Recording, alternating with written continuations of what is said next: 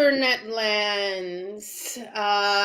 Welcome to You've Got a Thing, an interview thing about Milwaukee theater things. My name is Jaimelyn Gray on a Tuesday because there is much to do this weekend for people who like families and whatever. Today I am welcoming, good sir, could you please introduce yourself? Yes, I am Matt Specht, playing the part of Hamilton Best in the Boulevard Theater's Best Brothers. Awesome. And I'm just gonna get out of the way right away. There's only 2 shows of this thing, and they're both on Saturday. They're both And on Saturday. so this is a super quick, one day only thing that you got to get your butts out there and go and see, and that's the end of it. Yeah. Yes, that is 100% true. You never know what comes down the pipe later on, but for now, yes, 2 shows. Awesome. Well, tell me a little bit about yourself first of all. Well, I mean, what do you want to know? I act, I paint, I play music, obviously. Oh yeah. Yeah. Because for people who don't know, we sit backstage and talk for a little bit before we start this program. Yeah, there's guitars behind you. Okay, all right. Yeah. I can play them worth a damn, but I try to. I have fun doing it. That's the important part, is having fun. That is the important part. I also have a guitar that I bought off my sister about 7 years ago. Nice. It's still on the bucket list. It's what I really want to do is play drums, but that's a whole other thing altogether. Yeah, you have some good soundproofing for drums. Yeah. Also don't have space for that project. If I'm not mistaken, because Matt and I have never met before, also, that was something that we also talked about. But I feel like I've seen your face float across the Boulevard Theater page. Yeah. Many times. Yeah, I first got my first interaction with the Boulevard there was an audition workshop that they did. I believe the end of it was like December 30th of 2018, something like that. Okay. And I kind of barged my way into that. I saw it advertised and thought, oh, I would love to do this, and started furiously emailing people to try to get in there, and I did. And that led me to a part in their production of The Realistic Joneses. Which was an incredible experience. That's a great script. Mark has a really good eye for great scripts, and it's really interesting. It's really interesting, and to work with Mark and the Boulevard Theater, So yeah, I've been. This is my second production with them, and then I did the audition workshop. Was I at that audition? Was I at that audition workshop? I might have been. When I saw your emails, I thought you were, but I don't know. It was at the Plymouth Church in the. Yes, yeah. I was, and I will tell you that I do not remember shit because of the pandemic. So that has nothing to do with you. That is all about me, and that's just me. Yeah. So, well, that's awesome. So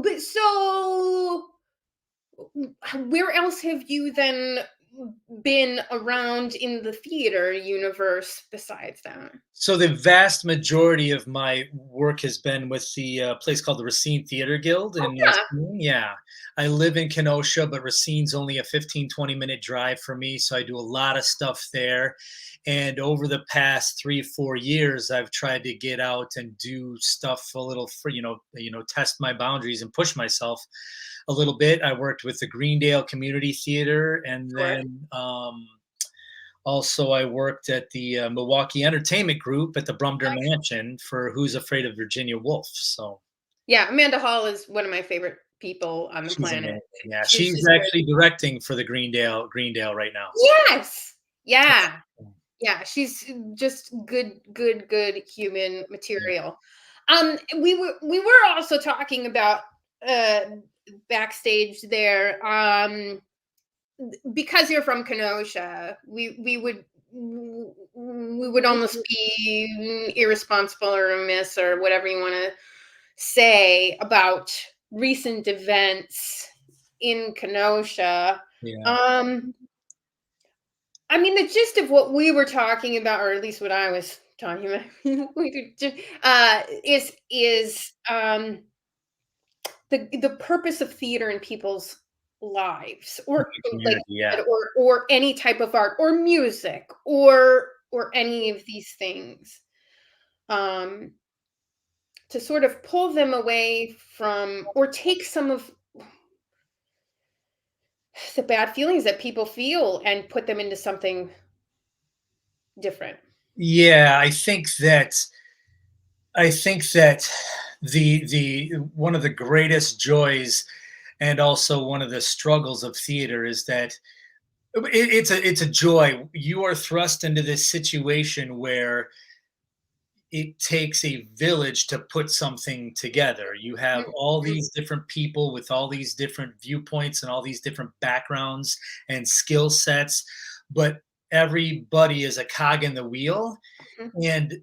And the theater, even from when I was in high school, that is the one place that the theater, like, you have to have empathy, and you have to put aside things and work with everybody.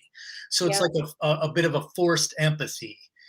And because no matter what, you've got opening night and you're going to have people in the audience, and you have to come together and figure it out no matter what. Yeah. So two actors hate each other, they better friggin' get over it. The stage manager doesn't get, you have to get over these things and come together to put on a good production. And that, like I said, it's kind of forced empathy. You have to work with people. And I think that seems to be a lot of what is missing from our current discourse, Yes. is that there seems to be an entrenching of values and beliefs. And you get to be where it's all about you, and it's all about what you experience, and you can't see what the other side is experiencing. I've been in bands for many, many years, and you do the same thing, and you start arguing. You have ridiculous arguments about, well, I sacrificed this to be here. Well, I sacrificed this to be here. And that, on a larger scale, you look at that with some of the political discourse. Well, you're infringing on my rights, and Yeah. I have the right to do this. Well, your right to do X, Y, and Z doesn't take away from somebody else's right, A, B, and C. And that's where I think that arts, you were kind of talking about outlets and outlets for energy. That's incredibly important. Um, I do think that there are a lot of things. You can be creative as a mechanic. You can be creative Yeah. as there are so many things you don't need a degree for. You just go and do that you need an outlet. But on top of that, theater in particular causes you to have to work in a situation where you have to have empathy. And Yeah. I think that if the whole world had to go through a high school play and had to get along with other people and experience what that's like, that might give them some perspective on how to operate in life better. And then we wouldn't be in a situation where people are scared of other people because they may or may not be holding a gun, and people are protesting, but other people are going, you have the right to protest, and I want to hear what you have to say before I'm going to cross state lines with a gun and shoot people. You know, Yeah. that's the empathy, I think, is where theater is really valuable, and it's the greatest joy ever, because you have to work with everybody. And I think that we could use a lot of empathy. Here, here. Yeah. Yeah. So That has a lot to do with our play too, is empathy. yes. Learn But empathy. how does how would you say that is in service in the Best Brothers? how does empathy work within that play? The thumbnail sketch is that there are two brothers, Kyle and Hamilton. I play Hamilton. They're two brothers, and their mother has recently been killed in a freak parade accident. And you learn this in the Oh first, man. yeah, you learn this in the first couple of pages of the play. It's I don't even like. I don't. Yeah, I mean, like the timing on that. That's a whole other ball of wax. that just now occurred to me. I hadn't thought of it until this. Oh wow, yeah. Yeah. Yeah. So the play follows the two brothers as they have to navigate the aftermath of that. Mm, And my character in particular is a heterosexual guy. He's both me and my brother are very successful in our fields, but my brother is gay and I'm heterosexual, and there's some unresolved uncomfortableness there. okay.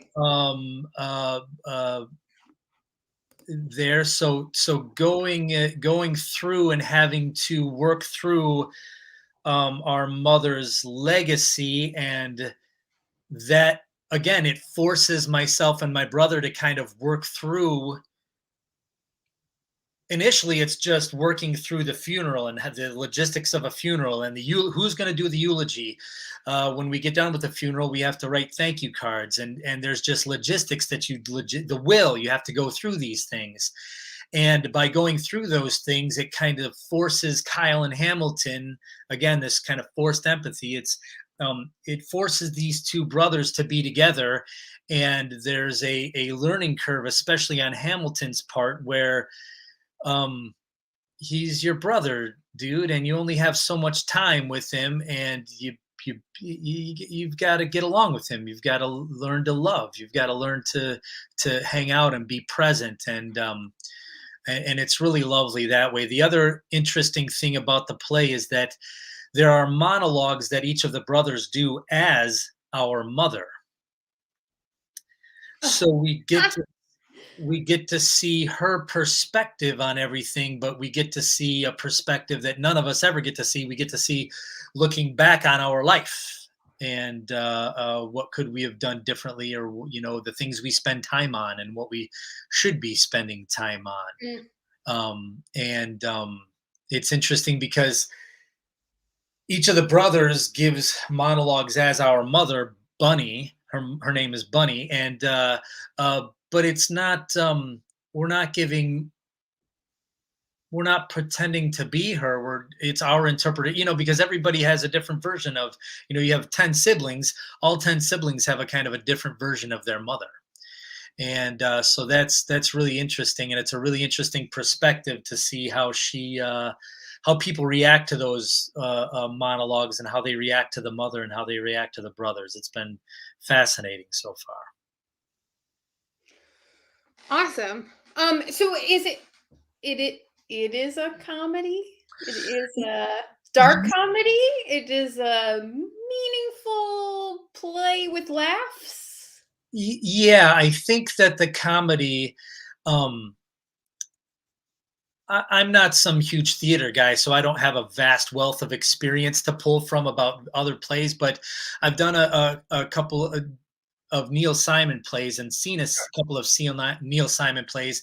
And, the comedy in those plays, the people in the play, this is the most important things that's happening to them. But as an outsider, you see that, and it's funny how like these two are arguing over something, and the laughs come from not because they're going for jokes, but because it's so serious, but there's kind of a whimsy to it.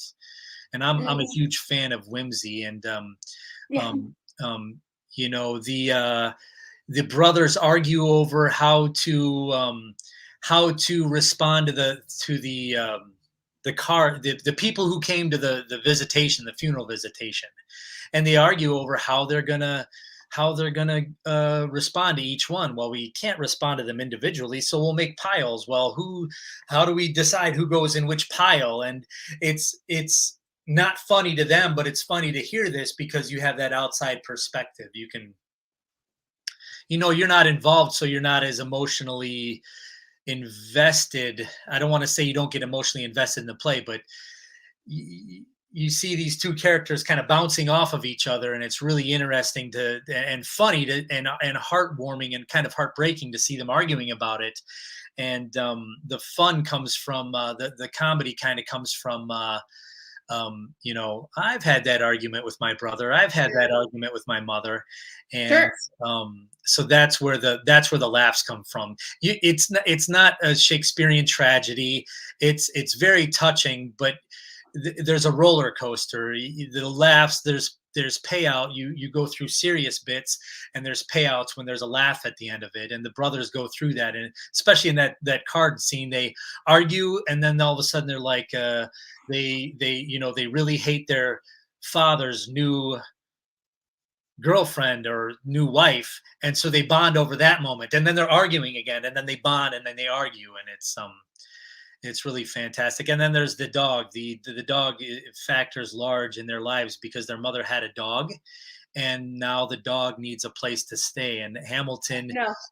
not only is uncomfortable with his Uh, his brother's sexual orientation, but he's uncomfortable with taking care of a dog. So he has to, like, somebody's got to feed it, somebody's got to take care of it, and the mother's intentions for the dog are unclear at first. So it's the dog ends up chewing through Hamilton's kitchen. His wife is a professional chef, and so they have quite an expensive kitchen, and the dog chews up the kitchen. And so yeah, that part of it is funny. But if it was your kitchen, the dog chewed up, it wouldn't be funny. That's a perfect example of the humor in the show. sure. So it's a 3-person cast. Yes. And we should say it's a reading, right? Yes. Yeah. But the thing about but Boulevard does sort of enhanced readings. It's just not like your standard reading of a script. It's really an evolved state of, it's not just like actors reading a script like it's the first time that you're reading it. You go through full rehearsals, and you Yeah. and you develop these relationships and whatnot. It's just sort of a middle point, faster process to get to these performances. Yeah, I mean, we have props. There's some Yeah. rudimentary props that we work with. You say a three-person cast. The third person is Carol, and Carol is she was in a production of the Boulevard's production of Bakersfield Mist with her and David Uh-huh. Flores. I saw that thing twice. It was just amazing, and she's the narrator, so she is there to kind of give some of the stage directions in between the scenes. Normally, in a production, you would know where you are by lights or by set or by chairs and things set Right, out. right. So Carol's there for that, and she also does some things where an enhanced reading means we're not we don't sit statuesque. We're not Yeah. completely without facial expression, but we don't. There's no blocking. Now I say no blocking. Mark would yell at me for that because there are very specific times where we turn to each other, very specific times where we have to make sure we um, um, it's not what you intend, it's what you send. You have to send to the office that the audience that you're bringing up a memory, and then some of the props. So it is a middle ground. But Mark's incredible. He's brilliant. He knows what he's looking for, and he knows how to get there. And it's really incredible because we talk about a radio play. We have to treat it kind of like a radio play, but we do Yeah. have people sitting in front of us, so props help, and our when we turn to each other, that helps, and then the blocking that we do helps that, and it's really fascinating to be in the audience. Really, as a performer, having seen some of his other enhanced performances is really helpful because you let your imagination go, and you do forget that you're sitting watching a couple of people with a script in front of them. You Oh you yeah. your Yeah. mind takes over. Yeah, it's a lot of fun.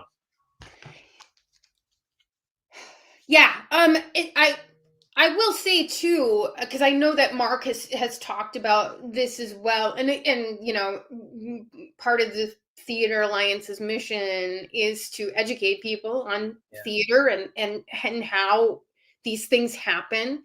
And part of the whole idea behind these enhanced readings is that there are real budgetary constraints when it comes to producing theater. That's Yeah. a very real thing.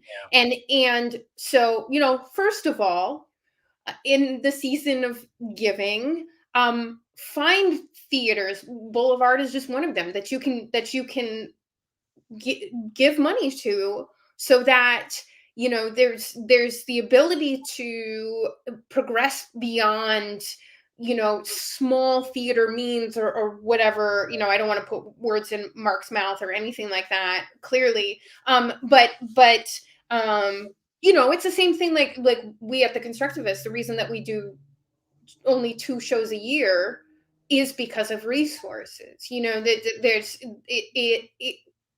It's a real challenge in a state that is 49th in funding for the arts in the country. 49th. That small companies like Boulevard can't have real challenges. But like you say, it's like it's the closest that you can get to moving beyond to the next step of performance. You do get super invested.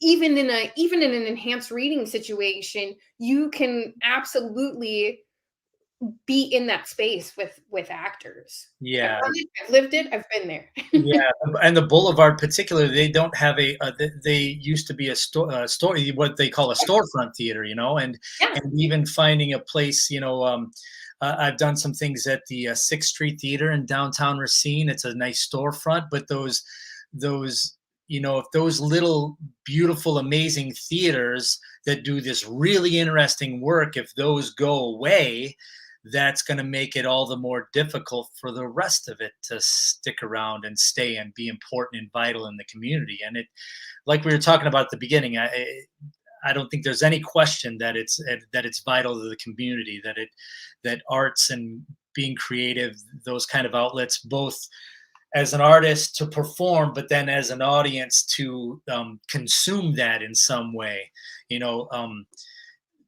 Mark's got we've had trouble finding places to rehearse and perform because the pandemic has put restrictions on where we can rehearse and perform. So we've only got 2 shows. They're back to back on one day, and they're in 2 different places.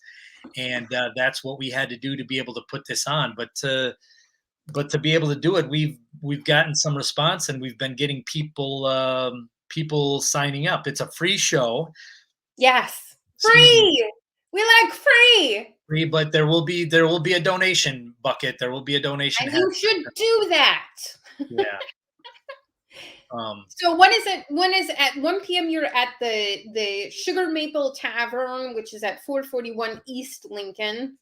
Yes. And then at 5 p.m. you're at Comedy Sports, which is 420 South First Street, and both of those are in Milwaukee. Yeah. Yes, they're both free shows, and I've been advised you need to reach out to us so that we know ahead of time. I don't think there's really any room for walk up, so email ahead of time. And the audience will be masked. The audience, we've asked that the audience be vaccinated. So you do have to bring your vaccination card with you. Yes, I think, I don't know. Yeah.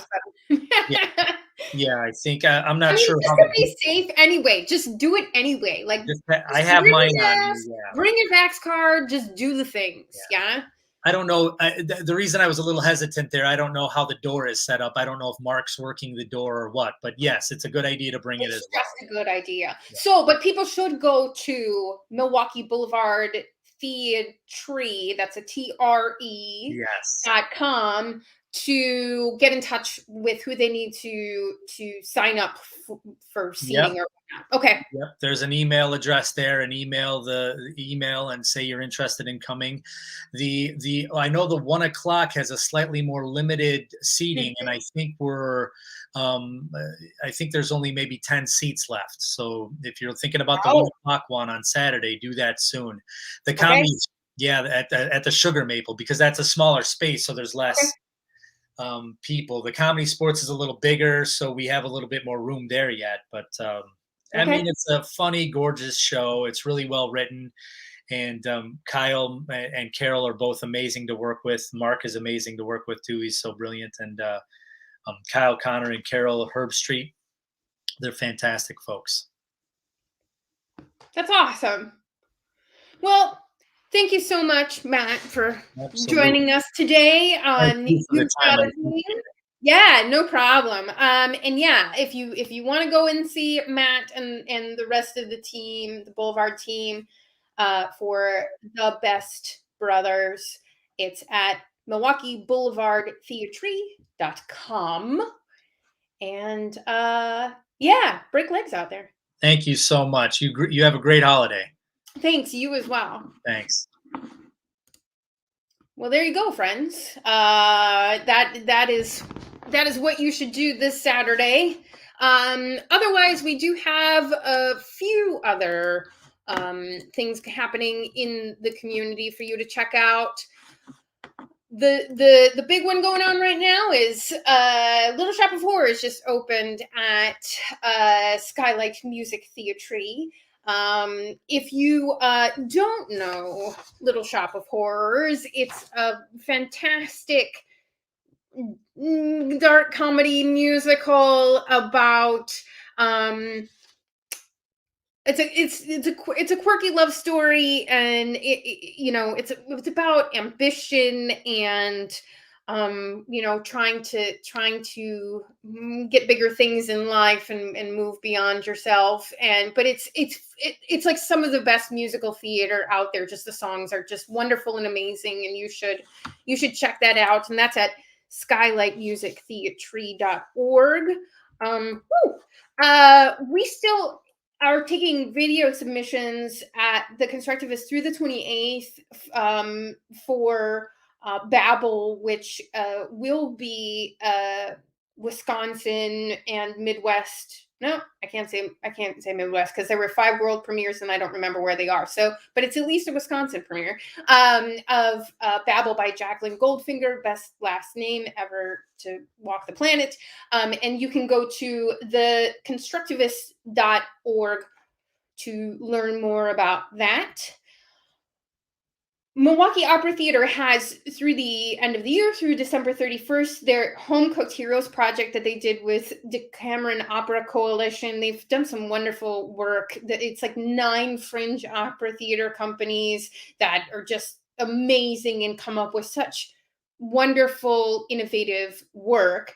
And so the Home Cooked Heroes project was something that they developed over the pandemic to just thank people, just thank heroes. And Milwaukee Opera Theater's contribution to that was a spoken word opera. And you heard me right. That's a spoken word opera with text by Britt Nicole and music by Ms. Lotus Funk. And they were there to thank the staff and volunteers of Milwaukee's Triple B Cafe. It explores what it means to operate a pay-what-you-can restaurant in a food desert. Just an amazing project. And so please go to MilwaukeeOperaTheatre.org to learn more about that. That is a video production, and you can watch that at whatever time you would like to do that. Get vaccinated, please. If you have not, those of us out in theater. I mean, it's very real. This is a very real thing. Renaissance Theater Works, their show had to be shut down because of a COVID positive test, and so this is still very present in our lives. So please, if you have not and are able to, please get vaccinated. And then I always have to thank Imagine MKE for all the work out there that they're doing for theater advocacy and arts advocacy. Matt and I were talking, like we said, about having art in people's lives. I firmly believe that if more people had more theater in their lives, we would have less violence and we would have less social issues. You can call me naive, you can call me whatever you want, but I know this very much from my own life, how theater has saved me, and I'm not the only person out there that has lived this reality. So you can go to imaginemke.org/act to get all the resources that you could possibly need to be a theater advocate, to be an arts advocate, to write your representatives and make sure that they're putting the arts first in their lives, in their budgets. Art is a value. Theater is a public good, and it should be treated as so. Rodwin also says that Red Herring is also coming up at Next Act soon. So thank you, Odwin, for that. And that's all I got for today. So be well out there. Again, Giving Tuesday is next week. If you do that thing, please give to small theater companies. They are in desperate need to just be able to pay artists better, because we are also job creators. We just have lots of work to convince a state that's 49th in state arts funding that's a real thing. So be well out there, and come back next week. Come and see us, and we'll have a whole new thing to talk about next week on You've Got a thing.